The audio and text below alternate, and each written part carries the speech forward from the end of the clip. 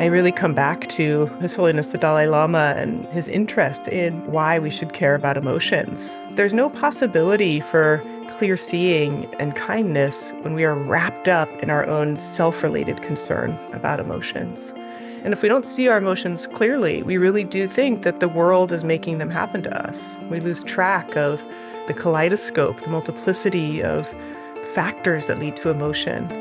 So it's almost this, mental hygiene for us to develop emotional awareness so that we can be more available and accessible for what's happening around us. Welcome to Mind and Life. I'm Wendy Hasenkamp. Today I'm speaking with social scientist and meditation teacher Eve Ekman. As you'll hear, Eve's work is focused on helping people understand and navigate their emotions, a skill she calls emotion awareness. She's conducted studies and taught in many sectors, including healthcare, business, schools, prisons. So she's really skilled at translating both research and contemplative practice to wide audiences. In our conversation, Eve shares her perspective on a number of emotion regulation strategies, or ways that we can meet our emotions, as well as a helpful framework for mapping an emotional experience to understand it better. We talk about her connection with Buddhism and get into a number of meditation practices. I just love how much nuance and complexity Eve brings into this space. Emotions have a huge influence on our behavior and just our overall experience in life. But I think they can often go unseen, or at least unexamined. We can tend to sweep them under the rug. And there's often a lot more going on than just what's on the surface. So I'm really grateful to Eve for shining a light on that world of emotions and giving us practical tips for how to navigate it. There's more on Eve's work in the show notes, including a free online resource that incorporates a lot of what she shares today, called the Atlas of Emotions. And there's also a link to a wonderful essay she wrote for our Insights project. So definitely check those out if you want a deeper dive. This also marks the end of another season of the show. So we'll be off for a few months, making more episodes for you. In the meantime, we've now got over 70 episodes in the archives, so it's a great time to go back and revisit some favorites. Or if you've started listening more recently, check out some of the earlier shows. There's so much wisdom packed into these hours. It makes me really happy to be able to keep adding to this resource. I hope it can be useful to you, and think about if there's others in your life who'd be interested. Send them an episode. The show's up on YouTube now as well, if you prefer that platform for listening. Okay, I think you're really going to enjoy this one. I know I learned a lot. I'm so happy to share with you Eve Ekman. It is such a pleasure to welcome Eve Ekman to the show. Eve, thanks a lot for being here. It's great to see you. It's such a delight, Wendy. Really happy to be here with you. I think you probably know I love to start with a little bit of background from the guests. And your path has been, I think, particularly unique. So I'd love to hear how you got into doing all the work that you've been doing and how meditation kind of wove in as well. Yeah, it's nonlinear, which is great. I wasn't necessarily someone who knew early on, this is exactly what I want to do. And I feel really grateful. Mind and Life has been part of my path since an early stage in my life. And I really attribute my first introduction to, I'd say, not just contemplative practice, but the way of life of folks who study in contemplative traditions was when I was 15 years old. I was very fortunate. My high school teacher at the time, Karis Dennison, a bodhisattva in her time for sure, just such a caring being.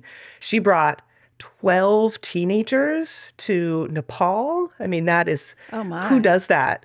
And it was a service learning program, and we were there to really learn about Tibetan culture and stay in a refugee camp and do a trek in the Himalayas. And I don't think the service part was very heavy. There's nothing we could offer.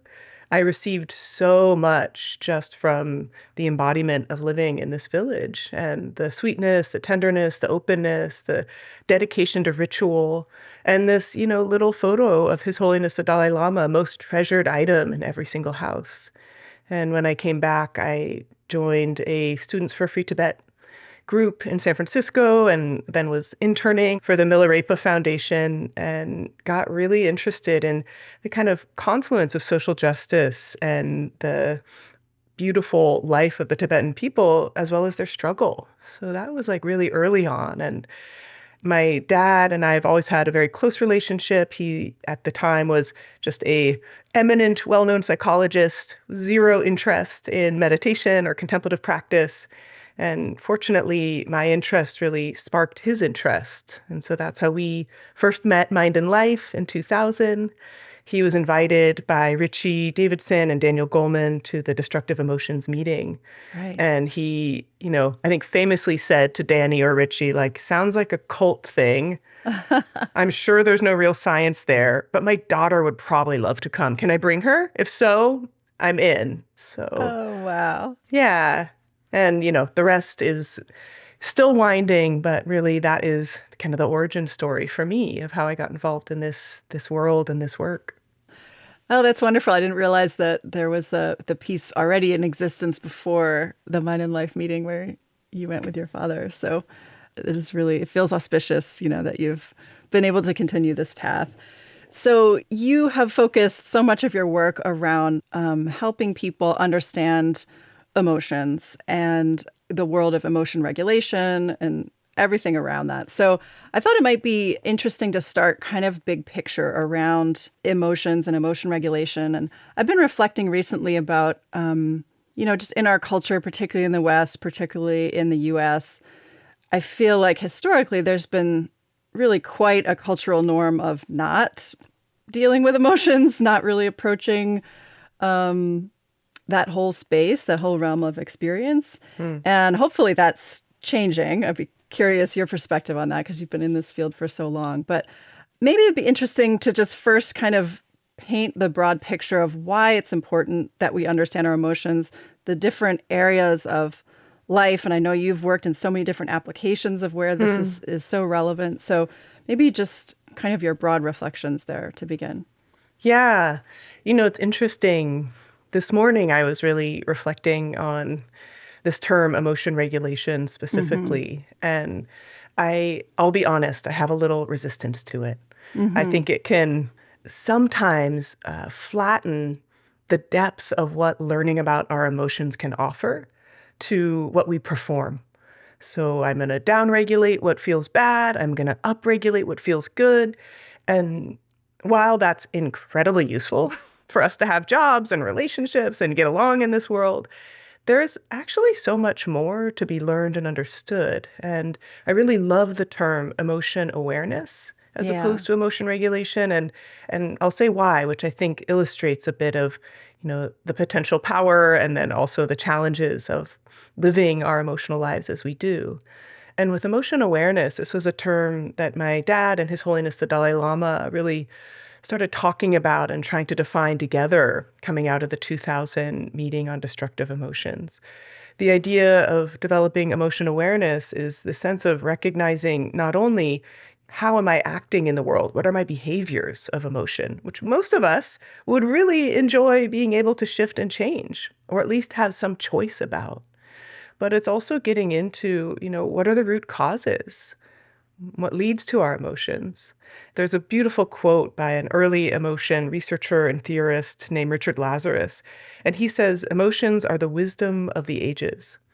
And I know that he is talking about specifically that a lot of our emotional responses in the present moment have to do with our entire lived history to this point. So much that has influenced us in our perception.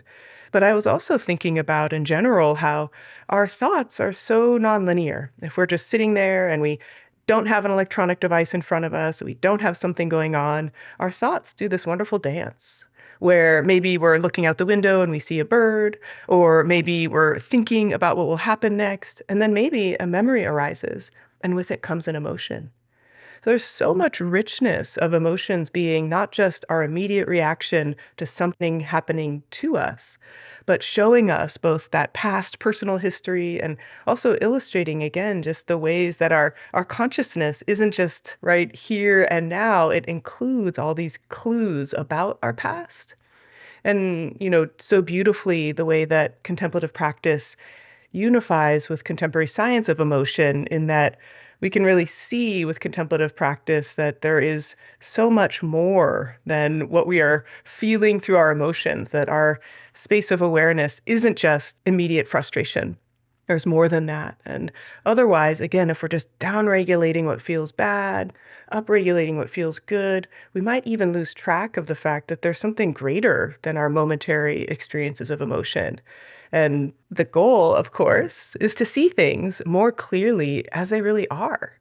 And in terms of our emotion, that means really recognizing it's not just what's happening to you when you become emotional. And it's interesting when most people think about why should I care about my emotions, they immediately go to, I want to, get rid of or diminish that difficult experience. Maybe it's pervasive anxiety, as many of us are going through. Maybe it's, inability to hold anger in a way that feels good. But we aren't thinking also about the ways we sometimes overly suppress. Like, gosh, I wish I had said something or done something, but I just pulled it in, I held it in. So emotion awareness includes being able to choose how we respond in ways that are less harmful externally, also possibly more authentic to what we're feeling in a clear way. And there's so much of that rich information about our past we learn through the present of our emotional reactions and triggers. And, most people don't love this idea of you can learn from your difficult emotions. They're like, yeah, thanks.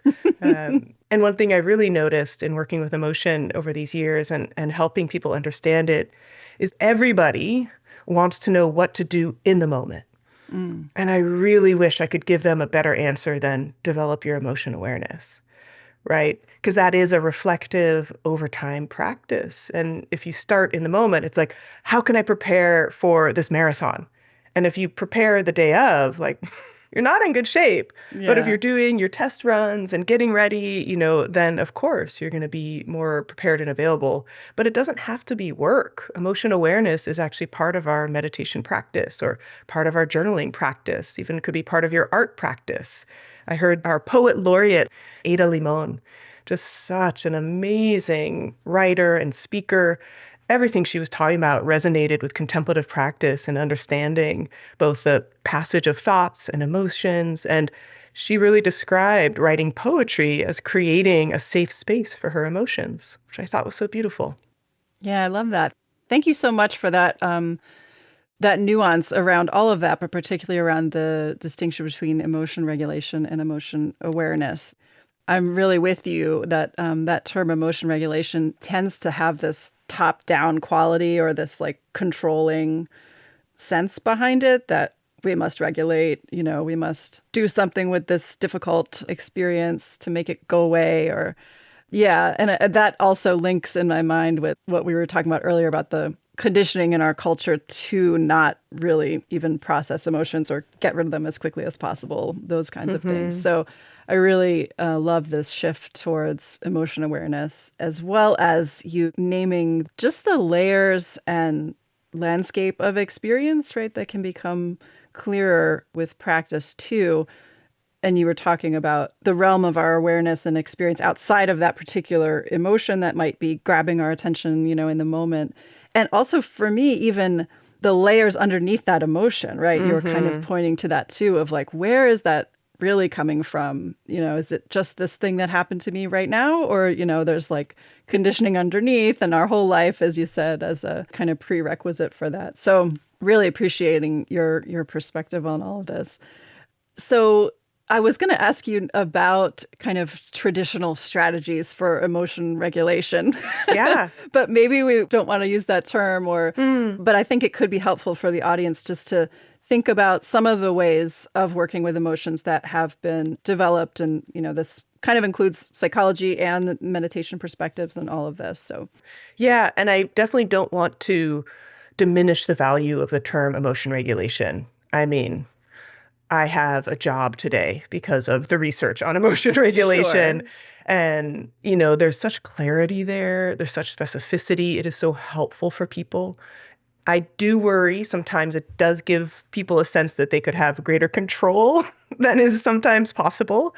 And I think the emotion regulation strategies, it is so interesting. I was actually rewatching some of the footage of the 2000 Destructive Emotions meeting with my dad and the Dalai Lama, kind of seeing where those sparks that end up becoming the flame of my life are first ignited. And this idea of, wow, you on the psychological side, being my dad, are describing with specificity a phenomena that's so useful for His Holiness the Dalai Lama, who knows that klesha, or destructive, disturbing emotions, are really in the way of awakening, in the way of our kind heart. And then His Holiness the Dalai Lama is describing ways to understand and look at these phenomena as they exist and arise in our mind that is extremely helpful for my dad. And Mm. they were already, meaning the whole field of research and emotion was already kind of nudging its way towards this understanding of contemplative practice. And when you look at the top strategies for emotion regulation, kind of across the board, a lot of this work is James Gross, Bob Levinson, really folks looking at how do we attend to the physiological arousal of our emotion, as well as, of course, the psychological changes that come in. Because emotions are not just thoughts, right? The body is very involved, and it's kind of this whole cascade of experience at once. And I'd say the kind of top strategy you hear about so often is reappraisal. And reappraisal, I mean, I love this word, even though even today, after dissertation postdoc, I still struggle to spell it. It's a hard one. I love it because it's encompassing of so much. And in some ways, you can think of reappraisal as simple reframing.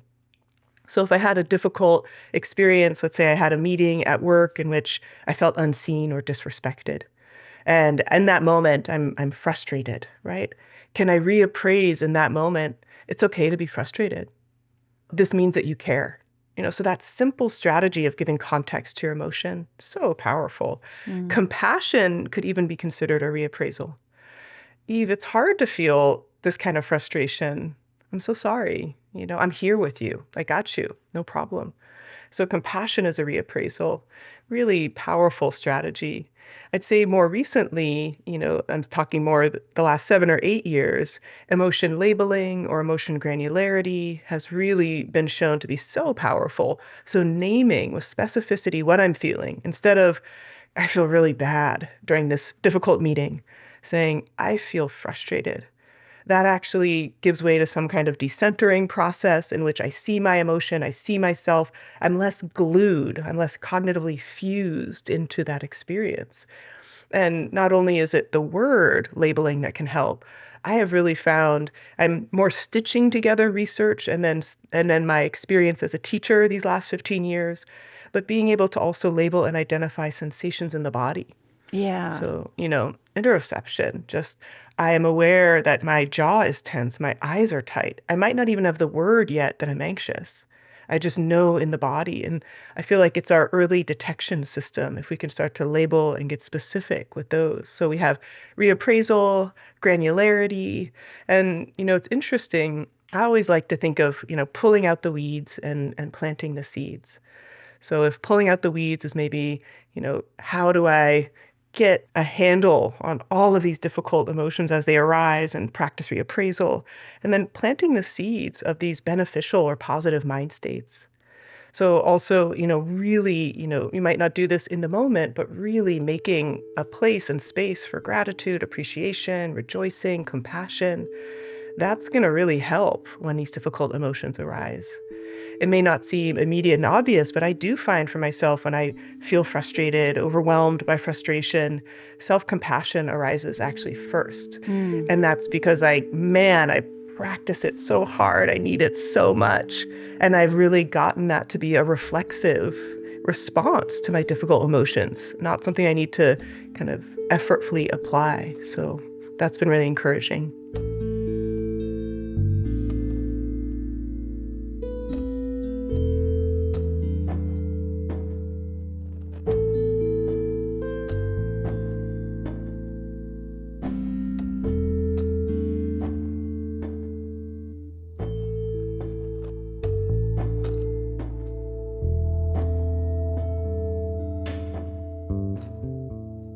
You were speaking about emotional granularity, and I know that has become, a topic of increasing research. And I've found that too to be really personally helpful to become more and more nuanced about the labels that we use. And I love you bringing in the body sensations too, because that's also a part of the emotional experience. So it's in a way you can make up in any given moment a little kaleidoscope, of words or things that can help to label. Mm-hmm. Is it known, or what's your understanding of how that process of labeling helps us? Yeah. It's a really good question. I think about it a lot. The research isn't conclusive yet. With the labeling with words, I think really clearly we see there's an underlying mechanism of decentering, right? Just that because I'm naming it, I'm no longer completely lost in it. Yeah. Because I'm naming it, it isn't, driving the show from behind the curtains, right? It's okay, it's there. Then with the embodied awareness, I've really been curious because when I look at the contemplative practices, more in the ancient traditional sense, there's not a need to name and identify this is anger in the body. There really is more of a more general effort of kind of a pure experiencing of sensation. Right. Right. So, okay, there's heaviness in the belly, there's warmth in the chest, and by doing so, we're actually kind of creating this spacious container for the full feeling wave of the emotion to arise and fall. And, I really struggle with some of the ways that's described in contemplative traditions of like, yeah, just make space and the emotion self-liberates. And I'm like, oh yeah? Is that how it goes? Like I think that's how it goes for people who really have stable attention and awareness and, sustained practice, who got enough sleep, who are well caffeinated, well fed. But I like it as this kind of, this vision, this hope of, oh, is that even a possibility that the emotion could, on its own, kind of self-liberate, unfold, unwind? And Tsoknyi Rinpoche has so beautifully instructed us many times with his handshake practice in that. Oh, I love this practice. Yeah. Oh my gosh, Sure. so powerful. And, the steps of it really, that embodied awareness of the emotional experience and this attitude, this kind of stance behind it of essence love. Like whatever I'm experiencing right now is being experienced within this greater container of the body, heart, mind of I care. So it's not this, over emphasis on I got to get rid of this emotion, but it's also not like overly emphasizing embracing it. Like you give it the space to be what it is and then naturally unfold. And then his more high level of that is then you get a glimpse of emptiness. And in a secular context, I don't teach that last part.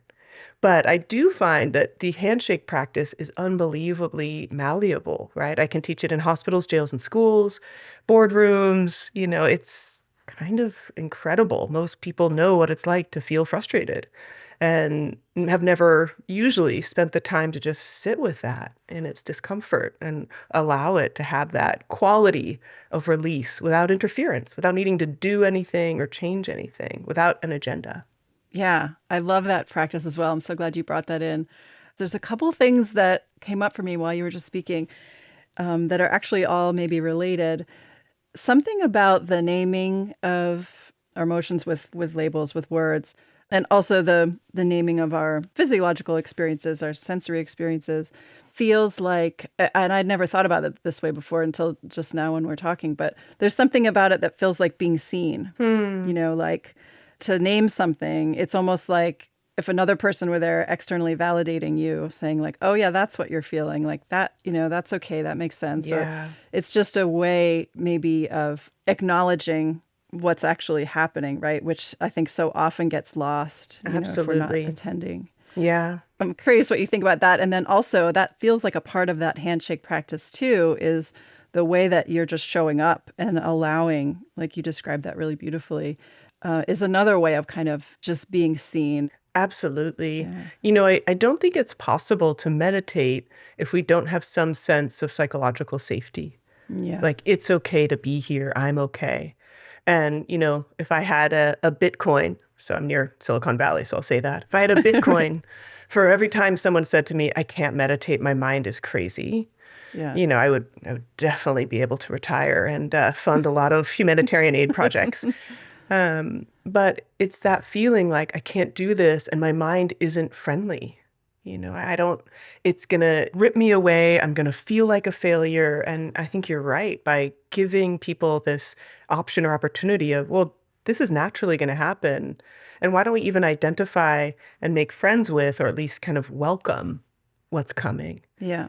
And, when Sokni created that practice, to my understanding, what he shared with me is it was in response to seeing that so many of his Western students were unable to even make it towards stable attention because so many of the emotions were arising when they sat down. There's a teacher in the Insight tradition named Matthew Brensilver, and he has this quote I love, which he says, meditation is like disorganized exposure therapy. Like you sit and then everything comes up. Like you didn't ask for it, and here it is, and there it is, and then there Right. you are in the grade school playground, and your last breakup, and it's like all this material. And if we don't know what to do with it, yeah, like we can start to exile it or it might feel like we're doing something wrong. The opposite of what you're describing, naming, but also giving it its appropriate weight. Like that's actually not what we're doing right now. Mm-hmm. And so that kind of internal discipline towards how should we be with our emotions. The idea isn't always express everything. We know the harms of suppression. Like we find that people who are suppressing actually have a higher autonomic arousal in their body, right? So the suppression, it may prevent it from leaking on the outside, but actually at a physiological level, it is more difficult or harmful for the body. Right. But the alternative isn't, okay, don't suppress, so express everything. Let it all hang out, right? Right. It's kind of that titration. Like if you need to suppress, suppress when you need to, like in the context of being a clinician or a teacher or even a good friend. And then really practice that space to be with the experience of emotion in meditation, through handshake, through journaling, talking with a friend, being seen. Yeah, that's great. Maybe it'd be helpful to kind of step through. You have this great tool of kind of mapping the process of how an emotion unfolds or Hmm. emotional experience. So maybe we could talk through that for listeners and walk through the different parts. Yeah. Yeah, it's always great to use an example of a recent emotion episode. And so I won't put you on the spot, Wendy. I'll choose one because Thank you. yeah, I'm feeling very generous and compassionate today. And I had a really good one recently where I was like, "Oh, hi. Yeah, that again." So I kind of alluded to this, this feeling that can arise of being unseen, and unappreciated. And that is giving us a little sneak preview into the deeper work of what the emotion episode can show us. So, at a very simple level, right, I was at a meeting with colleagues who I respect and admire, and there was, kind of a misunderstanding. Like, folks didn't agree on what we were talking about. The context was, of course, talking about well being. And in the moment, I realized like I could actually feel at the embodied level, like, ooh, like I'm feeling like I could feel the sadness and hurt for a moment, but it so quickly gave way to frustration and irritation. Mm-hmm. And luckily, I know a couple strategies. So happily, this kind of compassion arose, and I was able very discreetly, luckily, video calls make this easier, put a hand on the heart, hand on the belly, and just be with it. And so if I mapped that, we would look at how that emotion unfolded. Though the trigger is in a 25th of a second, very hard for us to map a timeline in the moment. But retrospectively, I'd look back and I'd say, what was my precondition? What was going on at a physiological state? What was the context that was happening? And so I do know that when this happened, I didn't get great sleep. So I was already a little depleted, right? And then, another part of the trigger, not just this feeling of not being heard, right? Like my point of view isn't heard in this moment. Then I have the other layer of the trigger. So there's the context and my tiredness. There's feeling as though this person who's speaking didn't hear me. Then there's my database. And it's so interesting because in the contemplative traditions, especially in Buddhism, there's the storehouse consciousness. And this idea of, all of this imprint, all of this karmic momentum, not only of this lifetime, right, but many lifetimes. But in this lifetime, what we know primarily actually through research and psychotherapeutic interventions is We are all carrying an internal working model of the world based on our past experiences when we were little kids, when we were growing up, and we don't know what gets stored in this database. We know it's likely to be events that are very emotionally salient, emotions and events that happen many times. So you could imagine things that are occurring not just once, but kind of repeated. And then also ones that maybe are similar to these kind of evolutionary pre-programmed triggers, these immediate reactions. That might be another way that something gets stored in there. So when I look at my database, like feeling unseen or unappreciated at work, I have to really face the reality of, gosh, what is this need to be seen, heard, appreciated? Is there an underlying, and then in my case, very true, insecurity that I'm good enough? Hmm. And so when we look into the storehouse or look into the database of our emotions, we often find these really like young internal working model beliefs of who we are in the world. Nothing to do with the context of who's in that meeting or what was being said. It just was this pattern recognition of this reminds me of the possibility that I'm actually not good enough, right? And so then what happens at the next stage of the timeline after the trigger is recognizing what's it feel like in the body? How does it change our thoughts and perceptions at the moment? And at that moment, I do remember the sinking feeling in my body of, oh my God, I'm not good enough. I'm not being understood. We then have the phase of the kind of behavior. So we think of a trigger, experience, response, or behavior. And in that case, my response was not that skillful. The Dalai Lama and my dad talked a lot about how do we improve the way we respond to emotions. We can't change emotions. I can't really affect this 25th of a second trigger, but I can change and alter. Do I respond in a way that's constructive or destructive? Constructive would really be in that moment, if I could have done this, maybe taking a breath, right? Taking a walk, reminding myself this is an old story. That would have been a reappraisal. But unfortunately for me, my response was to feel frustrated. I should feel more appreciated in this meeting, right? So that became the trigger of my next emotion. Why am I not appreciated, right? What's wrong with these people? So my precondition is then that I just felt sad. My database is, some this righteous sense of no one's understanding me, like I'm so, misunderstood. This isn't fair. Sense of fairness is such a key and core aspect of a trigger to anger.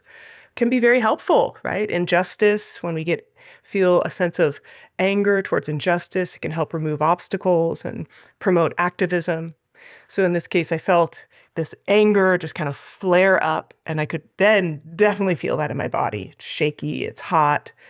And at that point, I could notice enough in my body what was happening to apply a meaningful response or behavior that was constructive, which was, oh, Eve, you're angry. I'm sorry. Like that compassion. And then you have to be really careful right now because you're not seeing clearly. Mm. And for me, I was able to kind of take a glass of water and sip it slowly just to give myself that time to, in my body, downregulate with some breath and cooling so that I could then really see more clearly. But it actually took until, journaling later in the day to recognize what had happened. In the moment, I was just like, okay, missed the fact that I was hurt, caught on to the fact that I was angry, and now it's time to apply an antidote before things get even worse.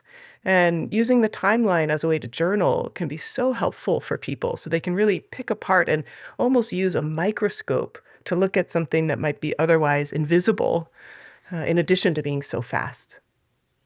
Yeah, that's really helpful to think about using that layout as a way to reflect later, to reflect back. And I appreciate you unpacking all the layers that contribute to the beginning of the experience, right? So like your physiological state that day, your whole life patterning of what you've experienced, right? So there isn't ever just like this one cause, right? But that's hard to see, like you said, because it happens so fast. And Yeah. if it's a very strong negative emotion or difficult emotion, that's so salient in your mind that it can be very hard. And I think that's obviously, right, where meditation and increasing that sense of awareness of maybe the physiological triggers, maybe just Mm-hmm. understanding the whole kaleidoscope of the emotion. And like you said, happily, at least you were able to have some self-compassion and take a pause. And even that, is a huge skill and takes a lot of learning. Mm-hmm. I wanted to ask you, we've a couple times mentioned destructive emotions, and you were just Mm. contrasting that with constructive emotions. And I just thought it might be interesting to unpack that because I think there can be some slippage or just different perspectives from Western psychology versus Buddhism about, are there bad emotions or Yeah. emotions that should be gotten rid of, or are all emotions have a purpose? And so there's these kind of different views, and maybe also relating to some complexities in the example you showed. Not that this was the case in that particular example, but you could imagine a case where feeling unseen or not valuable is legitimate, right? It's actually highlighting a problem in the societal structure, right? Yes. So how do you think about all of that space? Yeah. And if it's okay, I want to share one thing before that I think is so interesting, which is I feel like there should be some small print that you're required to read if you do like an MBSR course or you start meditating or, delving into contemplative practice, which is the more you practice, the more sensitive you'll become to your emotions. Yeah. And in some ways, the more you'll need these emotion regulation strategies. Right. That's a good point. Oops. And I still think it is so much better to develop that meta awareness and to learn about the experience of your emotions and to kind of harvest the richness. And you do become more sensitive. So Yeah. it's interesting. And That's a really good point because there is this phase, especially in the beginning when you kind of open this box, right? Like you said, when you first sit down to meditate, particularly people who, if you never have, there's so much in there that now has been given the space that just bubbles up. And yeah. it's a really fascinating experience that all of that, if emotions and patterns and experiences are not processed, they do kind of just ramble on in our bodies, Yes. and when they're given the space, they do come up to be dealt with. And so there is that phase of becoming aware of that. And you're like, wow, there's all of this happening. And Yeah. maybe it was easier when I didn't even know Yes. that this was all happening. But I'm totally with you that it's worth the process, but it can become challenging in that space. Yeah. Yeah. And I think, I believe Cliff talked about this when he was on the podcast, but, we can increase our empathic response through meditation practice. And if we're learning meditation practice in a maybe not complete way, let's say we're just trying to optimize our attention and focus, and we don't learn compassion, we might not know how to be with the fact that this optimization of our attention and awareness includes increased amounts of difficult, disturbing emotions, not only on the cushion, but we're aware of that everywhere. We can read it, we can feel it, we sense it in our bodies. So it's a real case for getting, the full view and picture of how to cultivate the mind, heart, and body. Yeah. I love that, the fine print. Yeah, God, we need that. I really try to tell that to my students when I teach. Like, I think this is a really good idea that you're here, and there might be some hazards that you're engaging in terms of your resonance to the world. But your first question is such a good question. This term destructive and constructive emotions is definitely not caught on like wildfire. It's not what everybody's using. I really appreciate the distinction in that it highlights it's not that our emotions are bad, wrong, or negative versus positive, good, virtuous. It's that how we enact them. And that is, again, pulling apart. Like often we have this very, kind of condensed, opaque view of emotion instead of recognizing there's the trigger, the experience, and the response. And when we look at it in that format, we can see that what we really want to attend our energy towards is how can we respond in ways that's helpful to others and ourselves. So that was, a big topic at the destructive emotions meeting, right? It wasn't emotions by nature are destructive. And there's been this now 24-year ongoing debate with folks like Richie and Danny, and my dad, Mathieu and Alan, all about, is anger ever a constructive emotion? Mm. And I'm just going to say, as someone who's paid close attention, I think that there has been many times when there's been conclusive agreement that there are ways in which anger can be constructive. And especially when it comes to things like mobilizing for social justice, facing up to things in our life that are not right. Like you said, I realize in the context of my work environment or my close relationship, I'm not seen and heard. It's not okay, right? And Hmm. there's an Right. energy with feeling frustrated and anger, and that can be, according to more of the Buddhist tradition, a very clear seeing. And that's very beneficial. However, very often we kind of indulge our anger and we respond in ways that are in the moment satisfying, but actually quite harmful and destructive for others.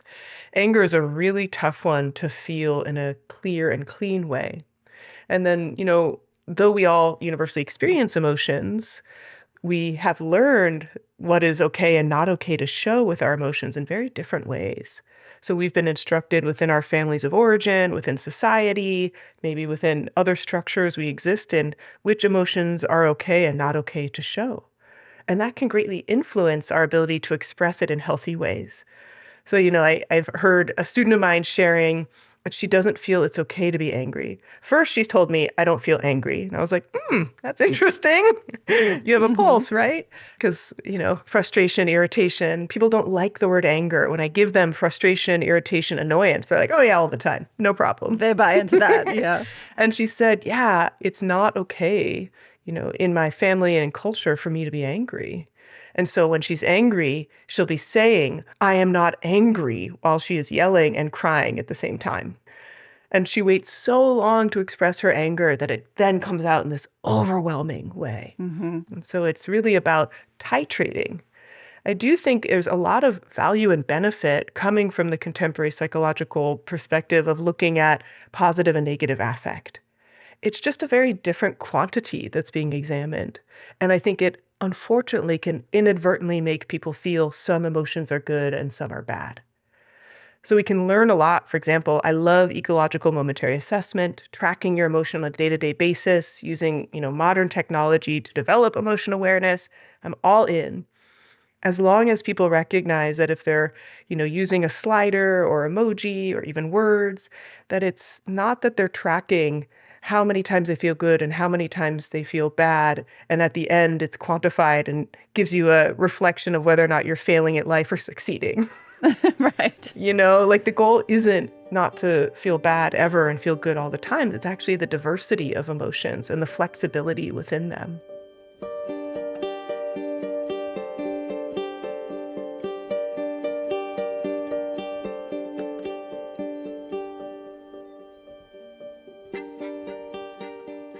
I was wondering your perspective on, thinking about the intersection of Buddhism and this whole space of emotions. I'm wondering how you have experienced, maybe personally, but also in all of your teaching, the role of the self. And of Hmm. course, in Buddhism, there's often this trajectory of kind of deconstructing the self in some way or loosening our attachments to this firm idea of the self. And just in reflecting on your work and thinking about emotions, just emotions are obviously feel so much about the self, right? Like Hmm. that's what they are seemingly for, or that's how they are directed about these are my needs or this is what's happening to me. Hmm. So I'm just wondering if that comes into this realm at all in your work of like if you move in that direction of loosening the self, how does that affect our emotional experience? Yeah. Yeah, it's such a great question. I have to tell you, my immediate response is just such great yearning to be farther along on the path. Because I'm like so clear that the more I can loosen that, over identification with who I am and how I'm perceived, the more freedom I'll have.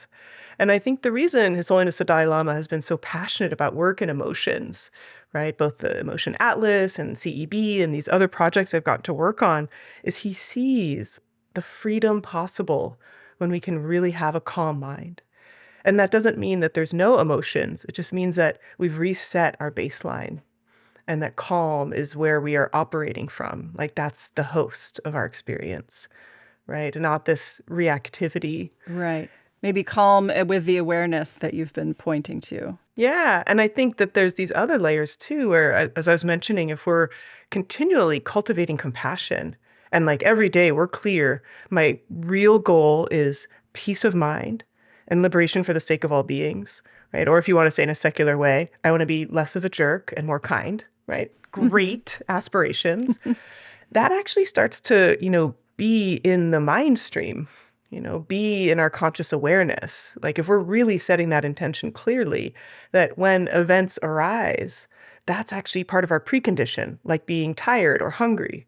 So that desire and that wish for peace and kindness may help us. And I will say, I do have moments that I feel very proud of where I see these emotions arise that are kind of pulling towards this, egoic sense of that's not right for me. And I can see them and be like, it's fine. Like everybody wants to be happy. Everybody's doing their best. Kind of the reframing, reappraisal before I get pulled all the way in. So I see that like loosening of the self grip is that, compassion without boundary, recognizing that universality, that shared humanity can really influence our perception and maybe even get in the database, right? So we see the world through that way. And I do think when I've had the good fortune to spend a little time with people who I feel have that level and quality of practice where emotions are a bit more like that feeling wave that arises and falls, it's very inspiring. Yeah. And like I said, big yearning towards towards that. There's just no other way. It's so hard to learn about your emotions and to become aware and to recognize all the work you have to do. But the alternative is worse, right? There's no Yeah. other way to do it. And there's no, technological device that can do it for you. Yeah, I appreciate that distinction of, it's not that emotions disappear if you're able to kind of loosen the grip on the self, but there's like more space, it seems, more awareness. And even the way you were speaking reminded me of the word equanimity, which maybe that's a concept to unpack a little bit, how that fits in. Yeah. I mean, equanimity, of the four immeasurable practices, it gets the nomination for least understood.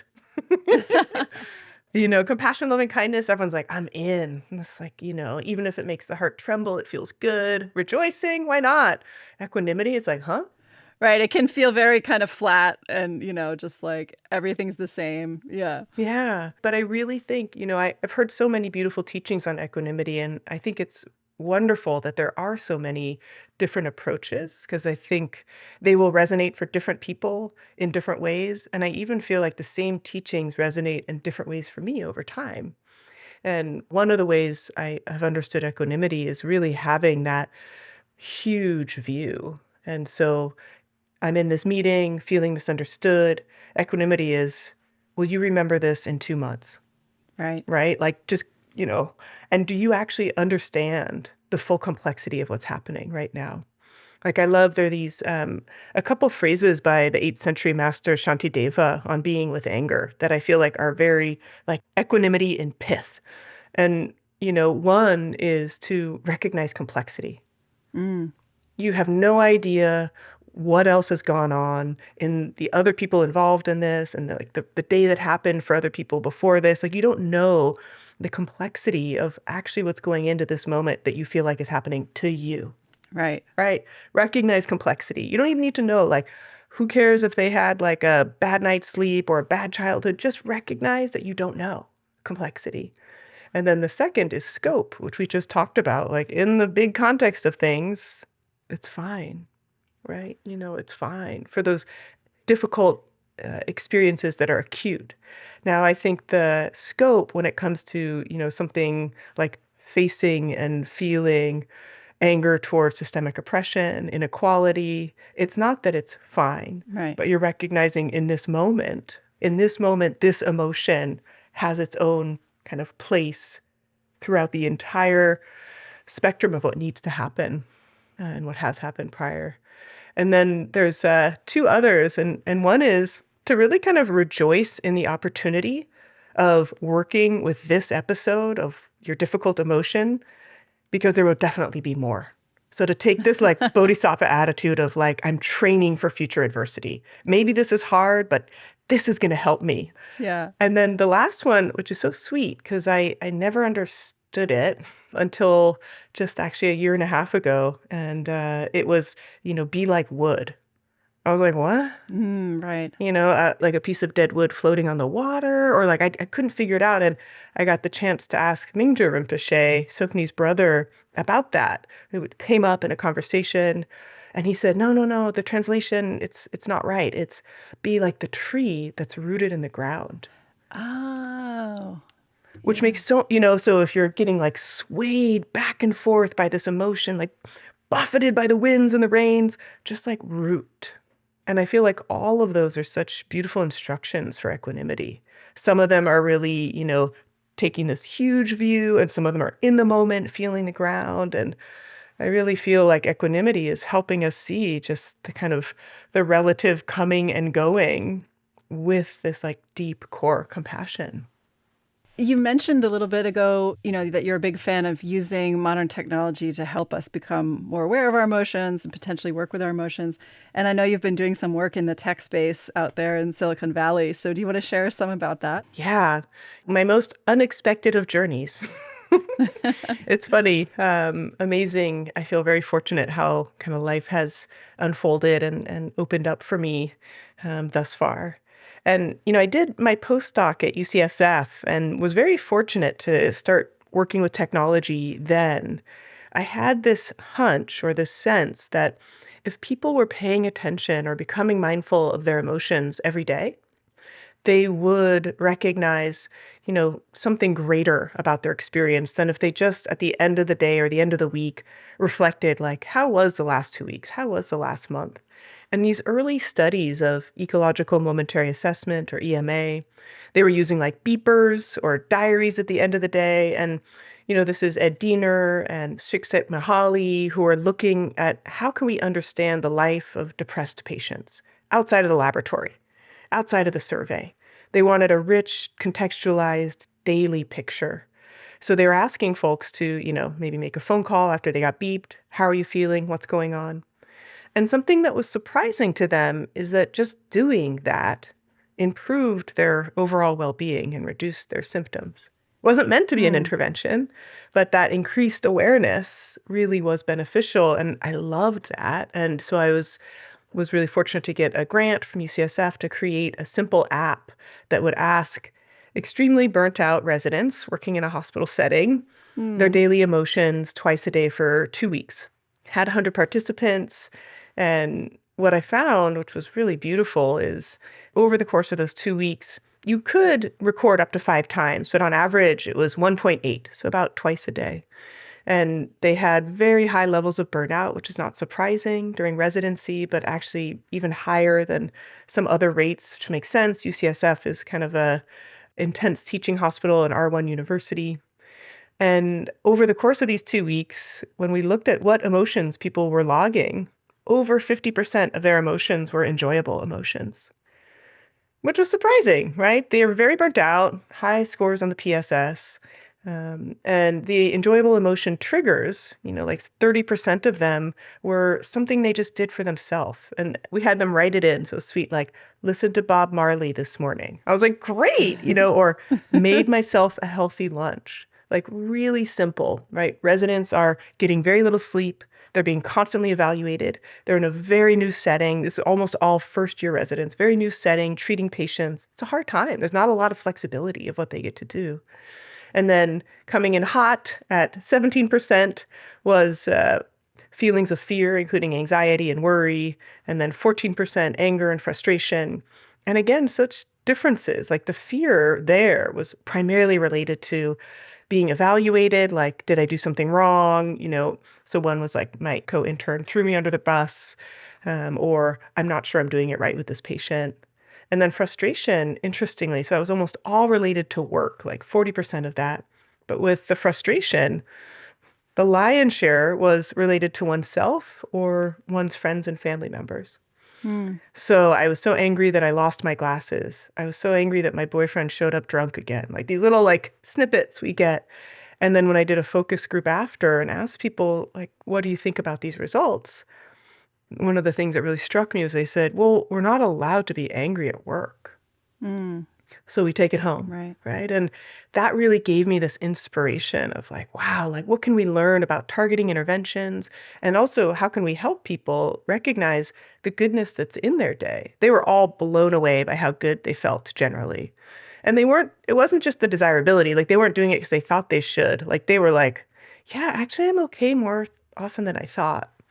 So I was working at Greater Good Science Center a couple of years later as their director of training, which was such an amazing role. You get to bring science to so many different places and create little curriculums and teach. And I did a lot in healthcare and was asked to teach one session at Apple and shared these results with them. And much to my surprise, the next day they said, "You got to come work for us. Like, what can we do to make this happen?" And I really had no idea about working in technology, and yet I clearly saw from the people I talked to their dedication and care of bringing well-being into technology. And in my time there, it's been super fascinating to see how do we create a definition of technology that's generalizable? How do we create experiences and products that support well-being? And especially because so many of the results of technology have created these unintended consequences of isolation, apathy, polarization, at least through social media. And I got to work first on creating the meditation program through our Fitness Plus app, something like maybe like 100 million users. Is that the basic app that's on Apple, like It's iPhones? on, but it's subscription, so it's behind a paywall, Okay. right? So that limits it to the to subscribers, but still so many. And to create, I thought I knew what creating accessible meditation was, right? I've done this again in hospital settings and juvenile jail settings, and but it was so different when we really are creating it for 100 million or a billion people, right? So it was wonderful. Like it forced me to the edge of what do I absolutely think we can't do or can do, and it no longer becomes a practice that's beneficial or transformative. Like how light can it be, or how simple can it be? And it became really clear that like words matter, but you can remove a lot of them and just get the feeling. I also got to work on our recent release of a virtual reality experience for meditation. And I actually think it's completely excellent. And I actually think we might find that virtual reality becomes a place that helps people with meditation in a way. Like I think of your interview with Brendan about how to really recognize that people are not using meditation and that if we keep publishing research on why it's good, that won't necessarily lead to more people doing it. So what do we do? Right. How do we get more people to do it? And my thought was like, we might need these immersive experiences where, there's sound, there's visual. It's tough because you can, and I've seen some apps do this, go to the direction of it becomes stimulating and exciting. Mm-hmm. There's like butterflies and unicorns and you're like, okay, it's an escape, but this isn't like training mind and heart.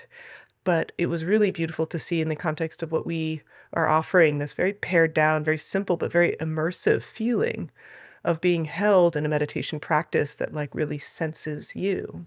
Yeah. Pretty interesting. Yeah, that's great to hear about. And I appreciate that perspective. I think so much these days, the conversation around tech and AI and all of these developments is a pretty in a negative frame about, problems that is causing or potential problems. So I'm wondering how you balance that. But I really appreciate, the work you've been doing to harness the potential, on the positive side. Yeah. Yeah, and it's simple. We did release emotion tracking this year, which was like a dream come true for me that every single person who has a phone can track and log their emotions and, gain insight from that and hopefully learn how to maybe shift or change behaviors to support their well-being or just, deepen their care and meeting of what they're feeling and why. And journaling was another project we did this year. So Are those built in yeah. to the standard Is it just on iPhones, right? Yeah. just on That's iPhones. cool. Where do you find that? Is it in the? So for the emotion tracking, you find it in the Health app, and then journaling just kind of like populates on the screen. And it's really interesting. It gives you all these different memories or experiences to reflect on. Often when we're journaling and we sit down, we're like, what do I want to write about? Like, what happened? And so this opportunity to have these prompts that are created through your own life experience. And, journaling, exercise, meditation, right? Like that's, if you're going to look at the top three, like that's what we got to get people to do in terms of preventative and supportive practices for well-being. And technology can really help us do it. There's no question. Now, connection, not sure. Yeah. Of course, like right now we're talking over the internet. Right. So that helps, right? That's technology. Yeah. But I do think there is an interesting way that we can feel the difference between being in person and being virtual more and more. I think the pandemic helped us with that of like, actually, what is the difference and why does it matter? And I've been surprised. It took a while, but I lead a Wednesday night drop-in meditation group and have for years. And when we had to come off the Zoom screen into real life, it took a while. And people were like, oh, I'm not in. I don't. And then, we're a full house again. And that feeling of being together, like hearing each other breathe, even the annoying stuff of like car alarms going off, like there's a richness that's possible in person. So, yeah, it's interesting to try to highlight, can technology show us what is incomparably important in real life? And also, I do think that like, especially emotion tracking, technology can do a better job than most of us can do. Like, I don't know how I felt last Tuesday at 2 p.m. Yes. So, yeah.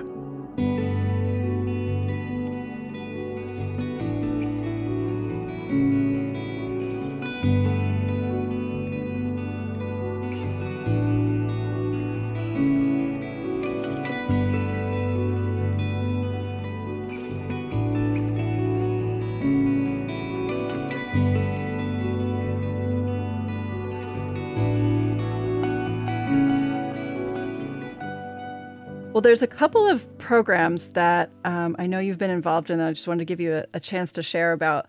One is Cultivating Emotional Balance, or CEB, as I think you were mentioning earlier, which actually emerged from that 2000 Mind and Life dialogue way back when, which is a training program, and then a free resource online called the Atlas of Emotions. So please share how people can find those. Yeah.